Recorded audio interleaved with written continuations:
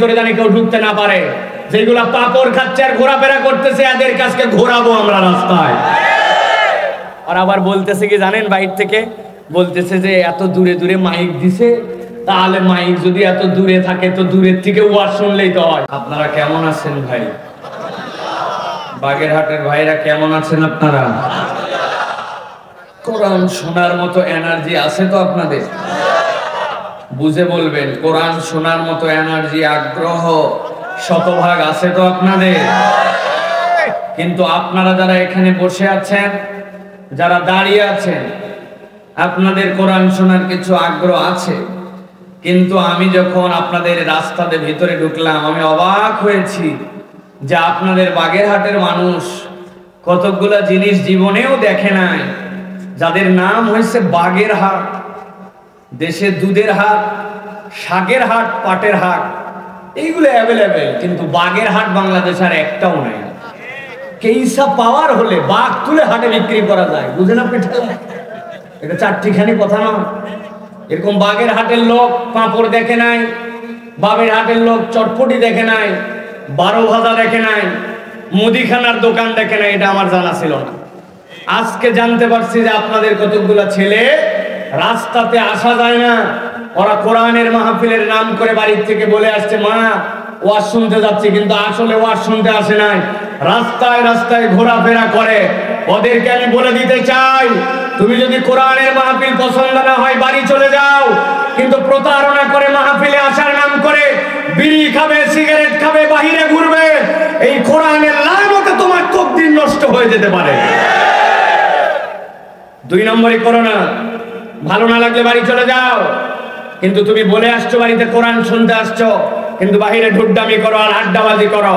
আল্লাহ রাব্বুল আলামিনের কোরআনের সাথে বেয়াদবি করলে তোমার কপাল নষ্ট হতে পারে। কোরআন কোনো মাখলুক নয়, কোরআন কালামুল্লাহ, আল্লাহর কালাম মানে আল্লাহর মুখের কথা। অতএব কোরআনের মাহফিলের সাথে বেয়াদবি করবে যে দুনিয়া আখিরাতে বিপদে পড়বে, ঠিক না? স্পষ্ট করে বলতে চাই প্রিয় ভাইরা। এই জন্য আমি বলবো আর 5 মিনিট সময় দিব, আর 5 মিনিট, এরপরে দরজার সামনে 10-15টা স্বেচ্ছাসেবক লাগবে। একটা লোক যেন ভিতরে ঢুকতে না পারে, আর কোন নতুন লোককে ঢুকানো হবে না, ঠিক আছে না ভাই? কোন নতুন লোক থাকবে না। আমাদের যে কয়জন আছি আমরা প্যান্ডেলে ইতিমধ্যেই ভরে গেছে, আমাদের আর নতুন লোক চলবে না। আপনারা হয় বাড়ি চলে যাবেন, নচেত আপনাদের আজকে পস্তাতে হবে আপনাদেরকে। বলেন তো ভাই, আপনি চুপচাপ থাকেন, আমাকে আমার কাজ করতে দেন। কোনো ডানে বামে থেকে আর কোনো কথা কেউ বলবেন না আমার সাথে। কোনো চা নাই, পানি নাই, কাগজ নাই, কিচ্ছু নাই, সব আমার। এখন ওয়াজ নেওয়ার সময় বলে আসছি সব রাত্রি 9টায় আমাকে দিতে হবে। কোথায় ছেলেরা কই? ওয়াদা করে আসছি, বলে আসছি আমি ভাই জানি না কিছু, আমার পড়ালেখা করে কিছু কথাবার্তা বলি, মানুষকে বিরক্ত করে আমি কথা শোনাবো না। 3 নম্বর বলে আসছি, আসার আগে সব টাকা আমাকে দিয়ে দিতে হবে, এরকম কোনো রেকর্ডই নাই আমার পরে আলোচনার পরে যা আপনাদের যেটা কথা হয়েছে সেটা দিয়ে, আমাকে আগে টাকা দেওয়া লাগবে না। সাথে আরো একটা কথা বলছি, আমি কালেকশন করতে পারি না। এইগুলো যত করা, এগুলো 9টার আগে বক্তাদেরকে তুলে নিয়ে করে নেবেন। আপনারা দিচ্ছেন 9:10:41 সময় আমাকে, এই সময় আলোচনা শেষ। জিজ্ঞাসা করেন ওনাদের কাছে যে আমি এগুলো ওয়াদা করছি কি করি নাই।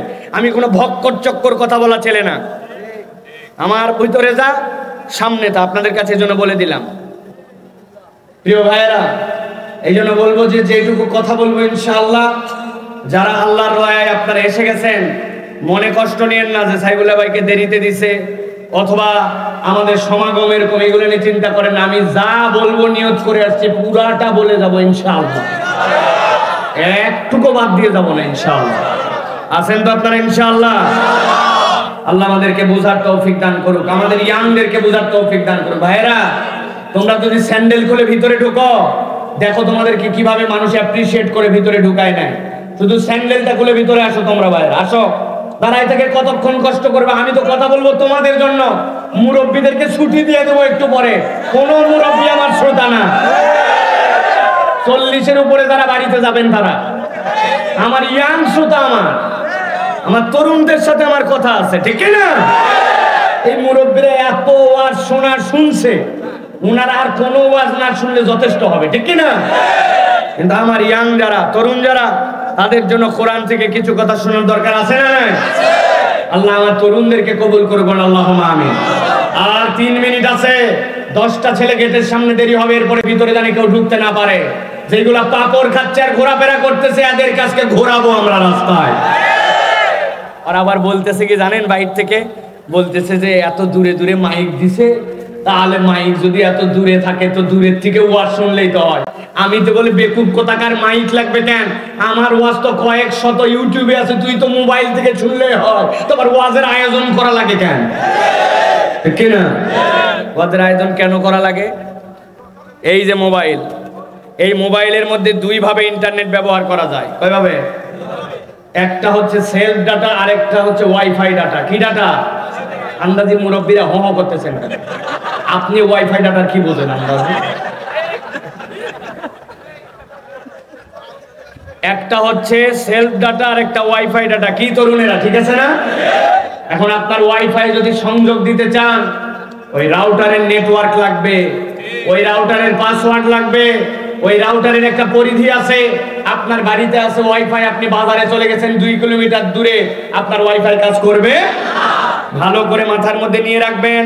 মাইক দিয়ে ওয়াজ শোনা যায়, মোবাইলে ওয়াজ শোনা যায়, দূরে দূরে ওয়াজ শোনা যায়, কিন্তু যেখানে কোরআনের মজমা কায়েম হয়, যেখানে কোরআনের হালাকা হয়, মাজালিসুল জিকির হয়, ওই প্যান্ডেলটা হচ্ছে আল্লাহ রাব্বুল আমিনের ওয়াইফাই জোন। সেই বান্দারা এর মধ্যে আসে, আল্লাহর ফেরেশতারা স্বয়ং আল্লাহর কাছে তাদের জন্য ক্ষমা কামনা করে। সুবহানাল্লাহ। এটা রহমতের ময়দান। কিসের ময়দান? এজন্য সকলের নসিবে এই জায়গায় আসা হয় না, ঠিক কি না ভাই? দুনিয়ায় মানুষ সোজা না হলেও জায়গা মতো একদিন সোজা হওয়া লাগবে। এই কথা কি ঠিক? বুঝে বলেন, এই কথা কি ঠিক? দুনিয়ায় সোজা হয় না, আছে না এরকম?